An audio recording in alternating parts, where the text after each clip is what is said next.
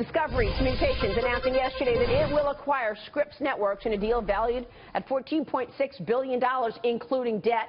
It brings together some of the most popular channels in cable television. According to one analyst, the two companies account for 13% of overall cable viewership. It is closer to 20% of all cable viewership. Joining us right now is the CEO and President of Discovery Communications, David Zaslav, along with the Chairman, CEO, and President of Scripps Networks, Ken Lowe. Good to see you both. Thank you so much for joining us. Pleasure. Well, we've been talking with David this morning on the big opportunities that are in front of you. Congratulations to you both. Thank you. What is the big opportunity from your standpoint, Ken? Well, I think it takes Scripps Networks, which is a company that I've been watching over for 23 years, and kind of puts us on steroids. We've been working very hard, Maria, at establishing our brands in the home, food, and travel categories.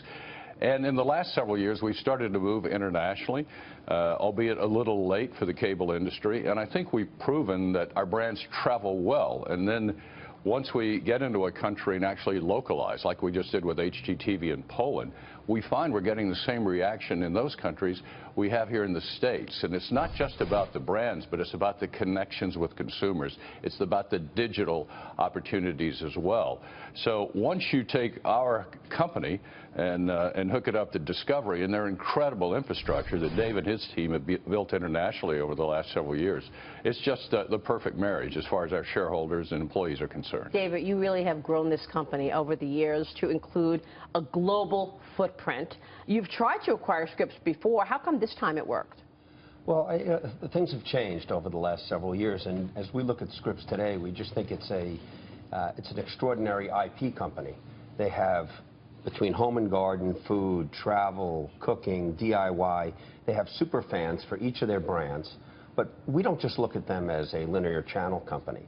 Together now we'll have 20% of the viewership in the U.S., and we could take those channels and that content around the world and get some real revenue growth, which is terrific. But for us, more importantly, we own all of our content at Discovery, whether it's sports content, Oprah, Discovery, TLC. We own it for all platforms all around the world, and we take it to 220 countries, and we're starting to take it to the mobile players around the world. Ken has built these extraordinary quality brands, and he owns all of that content. And so it aggregates to a library of over 300,000 hours. Wow. Together we'll be spending over $3.5 billion a year on content, and we have some real scale. But maybe most importantly, we got content that people love. The home content, the food content. Yeah. Oprah for African American women with OWN. And so what Ken has built, and by the way, Home and Garden, not a lot of people know this. What Ken pitched that channel, that idea, years ago when nobody was making money in cable, when he was running the broadcast business. He's a real entrepreneur, and he built that whole company. You just decided to come up with a channel about Home and Garden. Who would have thought that would have been successful? Well, but I love it. I remember, Maria, there was an article in Wall Street Journal when we first announced it. It said, oh, a network about grass growing and paint drying. Won't that be exciting? But no, it's kind of avocation meeting vocation. I saw an opportunity. The MTV generation was growing up, getting older, and you'd go to parties and people were no longer talking about the latest Springsteen video. It's like, by the way, who's your plumber? Who's your landscaper? Right. So, it just seemed like a natural fit. And congrats. I mean, you're right. You're an entrepreneur to come up with this idea, yeah, thank you. Build the company that way. A lot of people are talking about the price tag, David. $12 billion. It was pricey. Too much? Or do you feel that you want to continue investing in content because content is king, enabling you to package it in so many different ways to come up with premium prices for advertisers? There's two pieces to this. You need to pay for quality content, but the way that we look at it is we traded about 8.8 times. At the price that we paid, we've already identified $350 million in cost synergy. We think that that's light. We think we can deliver a lot more than that, but at the $350 that we know we have in hand, we bought Scripps for about our multiple. On top of that, we can get other cost savings, and that doesn't include strategic or revenue opportunity by taking that IP all around the world, by taking it to phones, by building on those genres. But more importantly, together we're a $40 billion enterprise company, and within a year and a half to 2 years after we close, we'll be less than 3.5 times levered. And we'll have a very, very strong and robust balance sheet as a $40 billion scale player.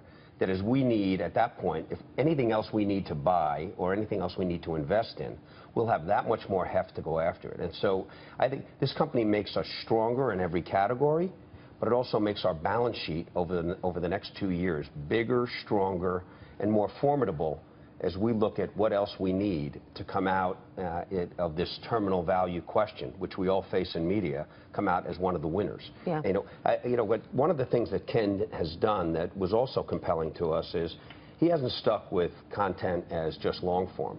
He built a very big food business in short form. You should talk about that. Well, yeah, we saw a unique opportunity, I think, to bore deeper into our categories, Marie, home, food, and travel, by what I call doing appetizer sizes instead of full meals, if you will. So we got into short-form video several years ago. That is so smart. Well, it was just a natural translation, if you will, into other forms, other platforms. But what we found is once you get this connection with the consumer, let's take in the home category.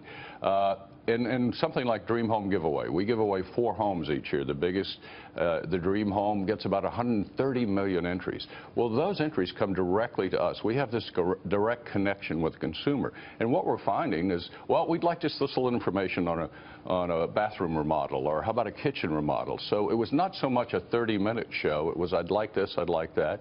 We send out over 400,000 electronic emails targeted that people open each month.